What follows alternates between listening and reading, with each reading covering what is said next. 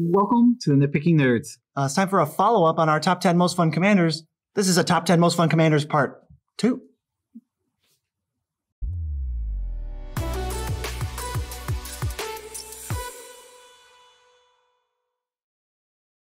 I'm your host, Joe Cherries. I'm your host, Beezy, and that makes us the Nitpicking Nerds. Have you seen us multiple times now, and we just keep showing up, and you're recommended, and you're for you, and your homepage? Well, maybe, just give us a subscription. Then we'll get bigger and better, and then when you watch our videos, you won't hate them. And besides, you want to be subscribed to this YouTube channel because our subscribers are 10% more likely to star in the Titanic sequel. Disclaimer guy here. The Nitpicking Nerds are not liable if you don't get cast in some sequel that's not getting made. This is also a sequel. This is a sequel to the video we did. It was only like a year or a year and a half ago. But when I'm watching the old top 10 fun commanders, which you should watch, or at least give us a view for, and then come back to this. Don't leave. The quality is like way lower. Yeah, we've upgraded the quality a lot. So we're talking about 10 more fun commanders. These aren't in any order again. The other 10, they're not on this. They're not on this one here. So this is just a new 10 that we're going to talk about. Super fun commanders. Some of the most fun commanders you can play. And at the same time, while they're fun for you to play, they don't impede upon the fun of the other players. Fun for the group. Yeah, everyone's having fun. I mean, some of these, sometimes you might not have fun if the deck does exactly what it wants to do, but that's any deck. If every deck goes off, you're not going to have fun if you just lose sometimes. I mean, I've had fun losing before. No, that's fair. It's all about how you do it. Anyway, there's a couple new ones on here, starting with the first one. I was going to say number 10, but there's no order. There's no order. Winota, Joiner of Forces, 2 red-white for a 4/4 human warrior. Whenever a non-human creature you control attacks, look at the top 6 cards of your library. You may put a human from among them tapped and attacking, and it's indestructible. And then the rest go on the bottom in a random order. I am so close to like putting this somewhere or building it. It looks so fun. Yeah, it does look like a really cool deck. You make a ton of tokens with like Secure the Waste, or you make some goblins with Rabble Master or War Leader. What's his name? Legion War Boss. War Boss. Legion War Boss, not War Leader. But they attack. You get as many triggers as creatures that attacked. Look at 6, get a creature. Look at 6, get a creature. 4 creatures attack. You're looking at 24 cards. You're probably going to find 4 things. Obviously, it's not 24 for 4. It's 6 for 1, 4 times. It's so many looks. Trust me, we've ranked every commander. That's its own thing.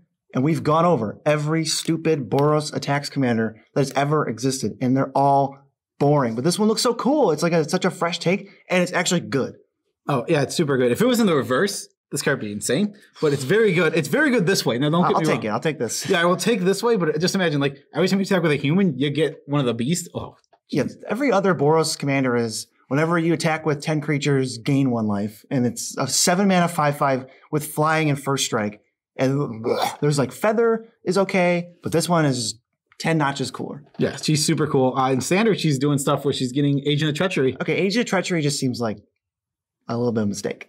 It's a really good card. It's really good in Standard. But the next one we're going on to the next is Marchesa the Black Rose. 1 blue-black-red for a human wizard, 3/3. It has Dethrone, which means whenever you attack the player that has the most life, you put a +1/+1 counter on it. Other creatures you control have Dethrone. Whenever a creature you control with a +1/+1 counter on it dies, return that card to the battlefield at the beginning of the next end step. This has so many different layers.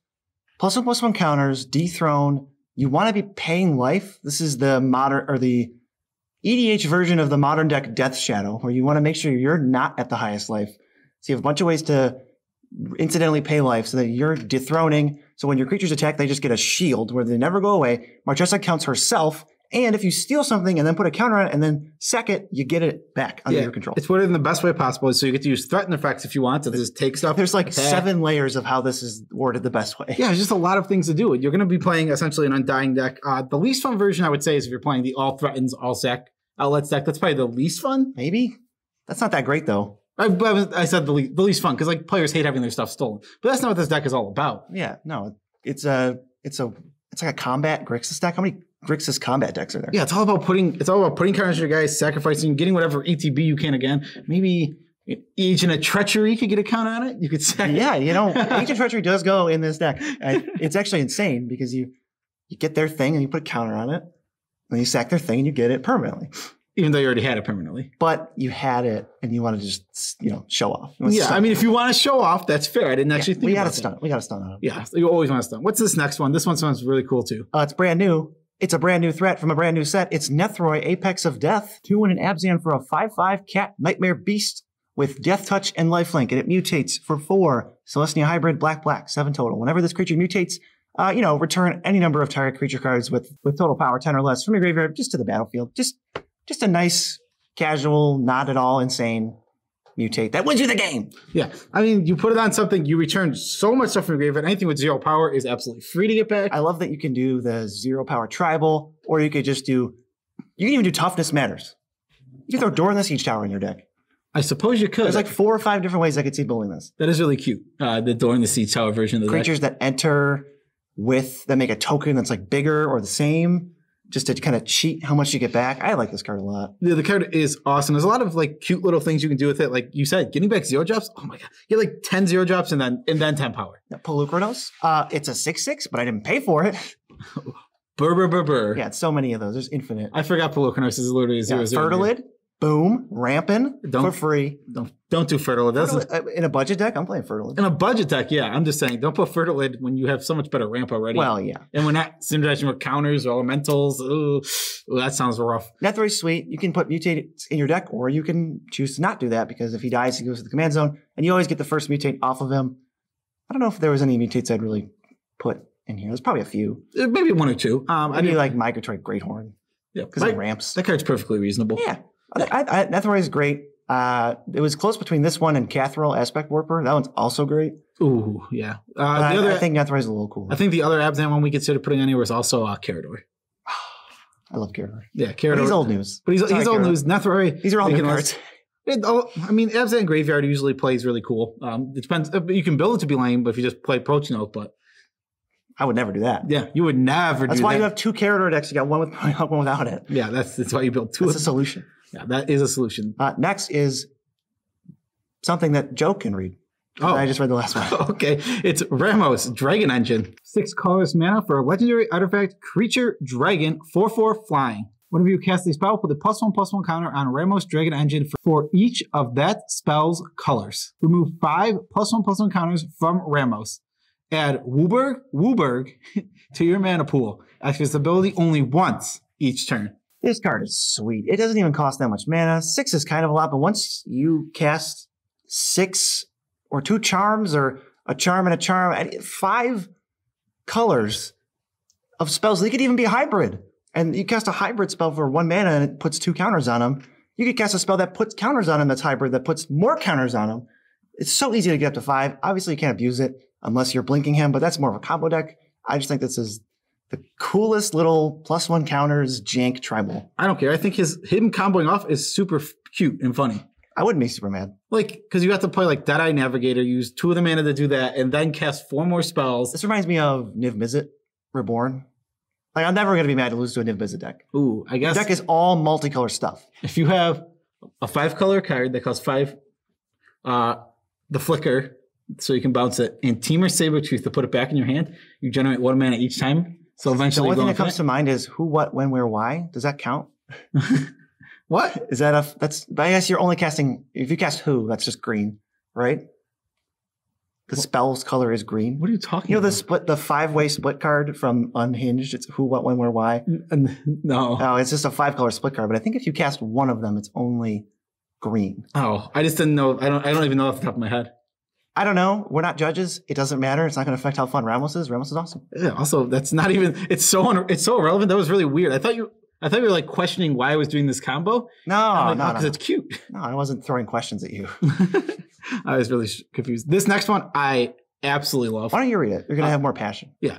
Attempsis, the All-Seeing. 3 blue for a Sphinx, 4/5 flying. 2 in a blue.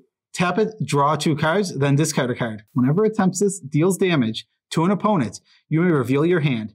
If cards with at least 6 different converted mana cost are revealed this way, that player loses the game. There is a lot going on here. Do you want to go huge? Do you want to go small? Do you want to just put a bunch of card draw? Do you want to just try to find them? Even it out? What does your curve look like? Do you have cyclers?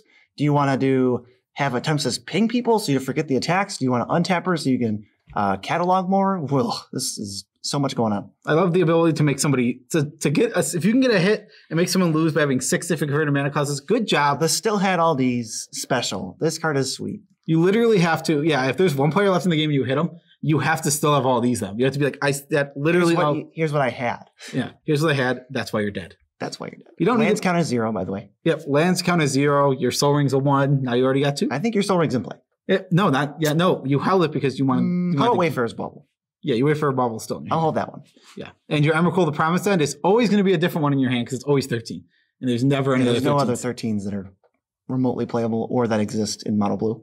I don't know. Doesn't matter. It doesn't matter. It doesn't because that's important. That does not affect the fun of this card. Yeah, it's important to remember that one of the least fun cards ever printed is not on this list. Last time we put a little gravestone on Emrakul. Yeah, we did. Very sad music. Yeah, we did play sad music last time. Emrakul will never make this. It made the other list the least fun to play. Yeah, against. The least fun commanders to play against. He's on that list. Go check it out. And he belongs there. But I'd probably put him in a Tempest. I'd probably put it in a Tempest. What's next? Scarab. It's my turn.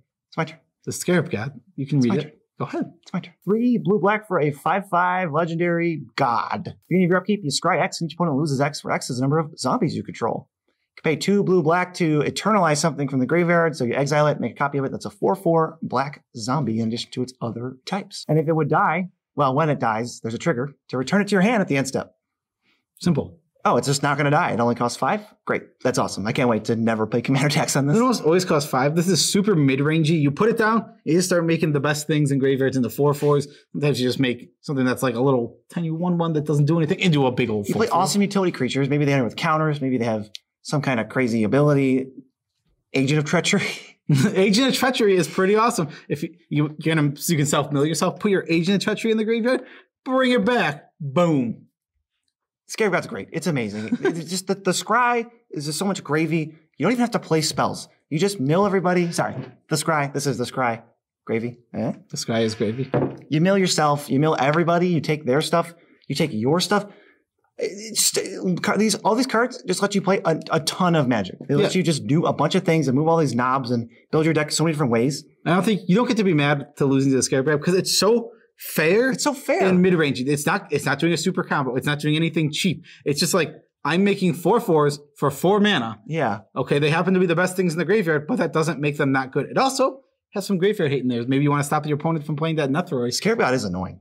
It's tough. It's a card that's annoying because it's out and you're going to get, if you're trying to bring stuff back, it's just not going to happen. Yeah. It's annoying if you're playing a certain archetype. It's more like than I can't play Magic. Yeah, it does control my whole turn. It is bad. If someone's playing like Karador deck, it's like, it might feel a little bad where it's like, well, all my good stuff's on their side now, but it's not the end of the world. You can still kill Scarab God for a huge tempo swing. It's back in their hand now, and that'll be 5 for it. It's not. It's not game ending either way. Yeah, the game is, again, super fair, super mid range. If you watched our ranking every commander series, Scarab God did quite well. Not going to spoil it, just in case. Yeah, he did very well. Who's next? Leisha Sanguine Tribute. You wanted to build a deck of this for the longest time. I did, and I never did.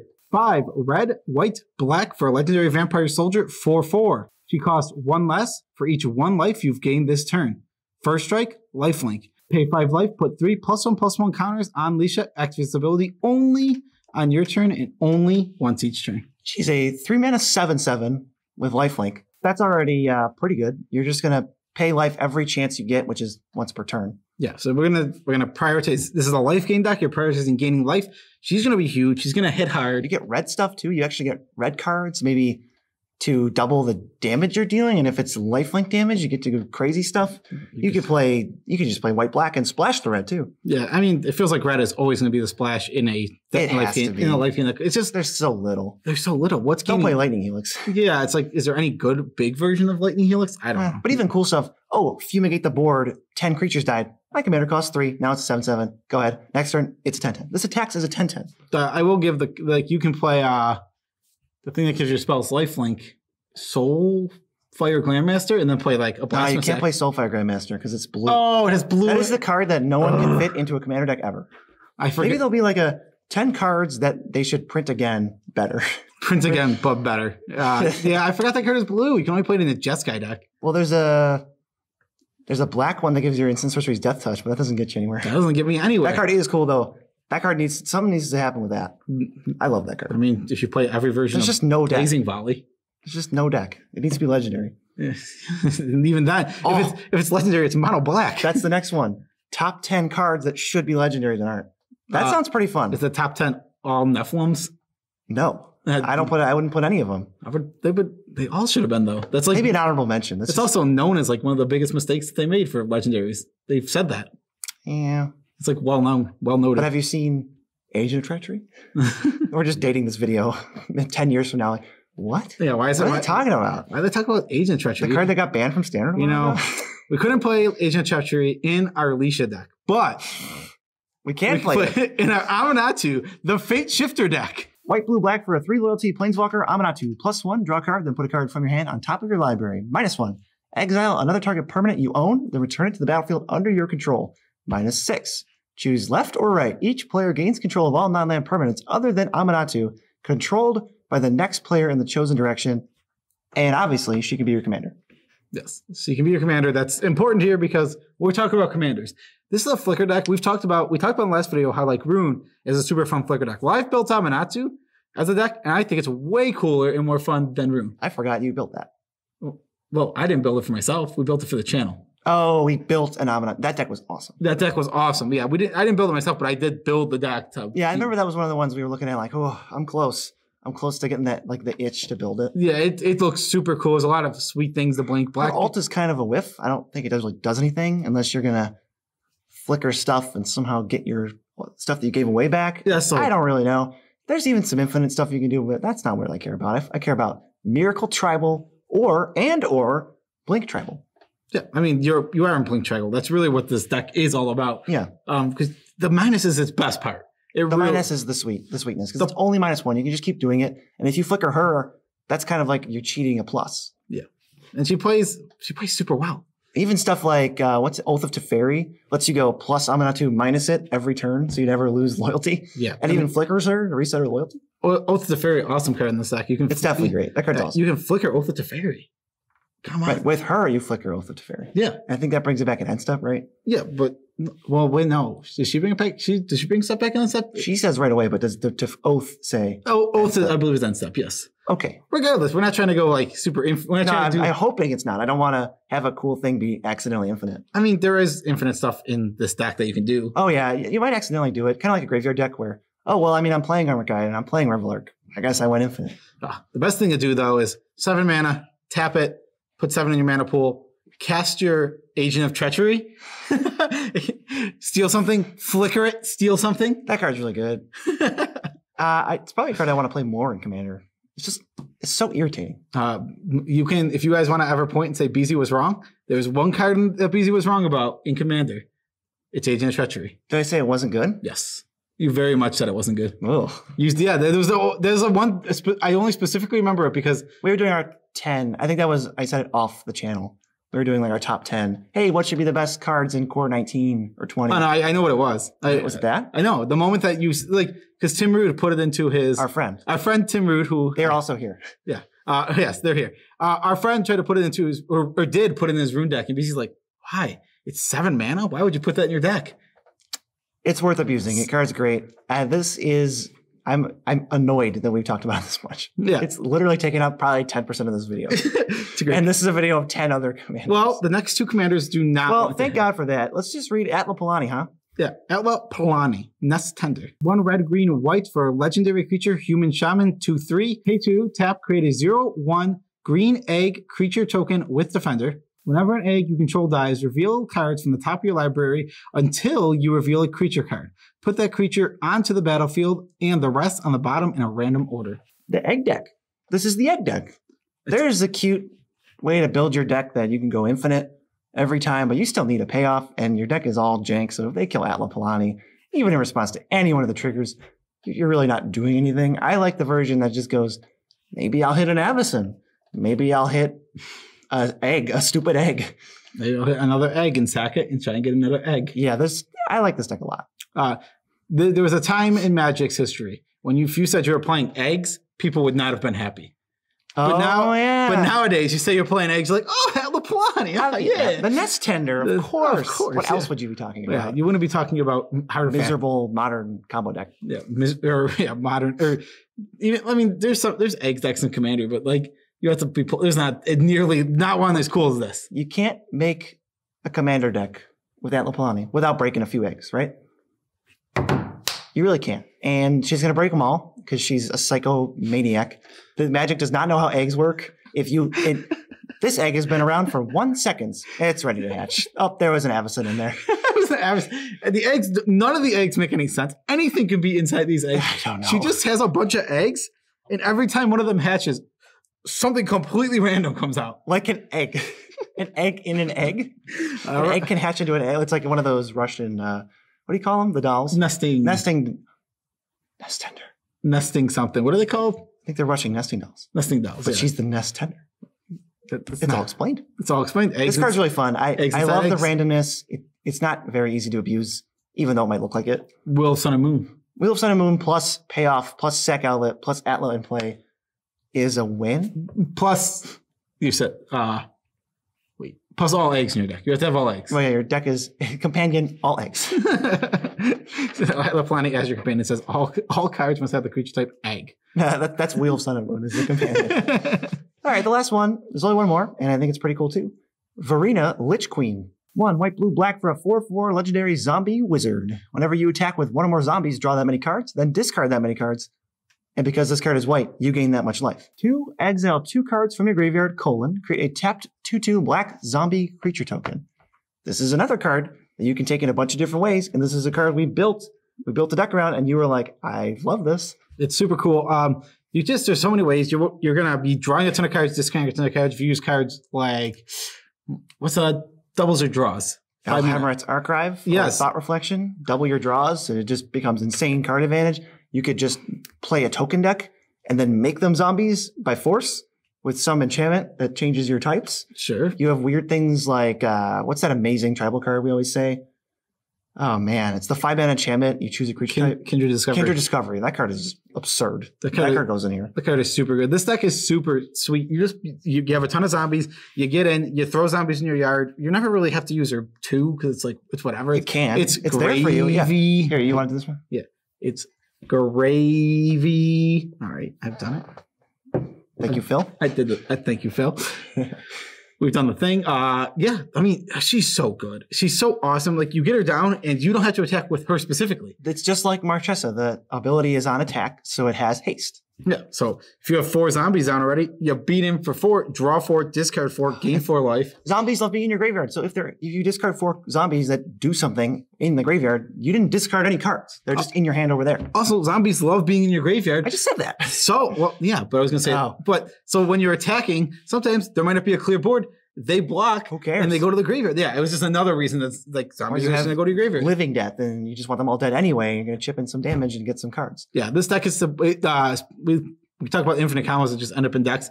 You're always, if you're playing not on too much of a budget, it's always going to end up that you have Gravecrawler and Phyrexian Altar. Where it's just like easy infinite with a payoff. Yeah, Gravecrawler is a good magic card. Yeah. So is Phyrexian Altar. Phyrexian Altar and Gravecrawler are both extremely good magic cards, extremely good in this deck by themselves. I'm okay with critical mass win cons in a super fun deck to begin with. Definitely to wrap this up in a bow, the overall arcing theme is usually it lets you make a lot of different decisions, play a lot of Magic, these commanders, and build the deck in multiple ways. Yeah. The only one that I would say doesn't let you build the deck in too many directions is a Tempsis. But even that, you don't have to build in one direction. Well, pick your favorite mana cost of everything, and that's the direction you go. The cards you play, though, can be whatever. Yeah, that's true. The style is probably the same. Leisha's probably more restrictive. You have a set, maybe 25 cards you want to play. Yeah. I mean, classic life gain deck, but you get some red in there. I just love the fact that it's a life gain commander that actually you cast, unlike Aloro. You actually want to cast this card? That card's lame. Yeah, that card is bleh. That card is super lame. Ending on a great note, let's talk about who makes this channel possible and how you could become one of those people. So if you want to be one of those people, you can head over to patreon.com/studio/Nitpicking and join all of our other patrons in supporting the channel and keeping it going and keeping this thing upgrading until this channel is so big it explodes. Honestly, I want to get to 10K. That's our next goal. 10,000 subscribers. We're on our way. We're growing very quickly. We're growing very quickly. I'm not going to compare us to anyone. But if you want to seriously help us out, if you just subscribe, give us a week to win you over, I'm sure we'll do it. We're very charming. We've already won you over because if you watch this whole video, they're all the way in. If you come on, you might as well subscribe. If you got all the way through this. How can you watch a whole video of us talking about Agent of Treachery and not subscribe? Did they see the gravy boat? Should we show them again? Gravy! We spent money on this. Agent of Treachery has gravy in that it draws 3 if you control 3 of your permanents. It does. We'll let Phil there for the rest of it. Well, it's the other 2 ways they can support us. Well, the other 2 ways besides Patreon.com is the Tcgplayer link we put in the description for you. In case you're not aware, the description happens to be below, as everyone needs to point out, because you don't know how YouTube works. But we don't think you're stupid. But if you watch videos upside down, it'd be above. So watch out. Those videos are misinformation. Yeah, those. So we're gonna say if you watch videos upside down, it's above. Otherwise, it's below. Right. Go to that link. Navigate wherever you want on Tcgplayer. We are affiliated with them, so when you buy cards, we get kickback on the order. No extra cost to you. And the last thing is a digital tip jar. It's buymeacoffee.com. Also in the description. Who would have guessed that we put helpful links in there? Click it. If you want to tip us, you can do it very easily through that website. Yep. So now we just got to do a tidbit about our life. Oh yeah. Oh boy. I was not ready for this one because we don't script the tidbits. We do not script the tidbits. We barely script the video. That's why Agent of Treachery was in the whole thing. That was not why. That's because it was funny. It's called a running joke, BZ. It's where you keep saying that was a limping joke. It was a running joke. Okay. We have a computer that was propped up on boxes, and I used it to one of the boxes to kill a spider. That did happen. That's really the only thing new that's happening besides YouTube. You got anything better than that? No. Nope. All right. Ended on a great note. I guess do the. Are we doing the? I'm trying. I was trying to think of something else. Something more interesting. We don't have anything. I know. We're gonna do another video tomorrow. We don't get to leave the house. Bonus videos. Oh, peace out, Tribe Scout. I killed a spider today. I killed a spider with a box.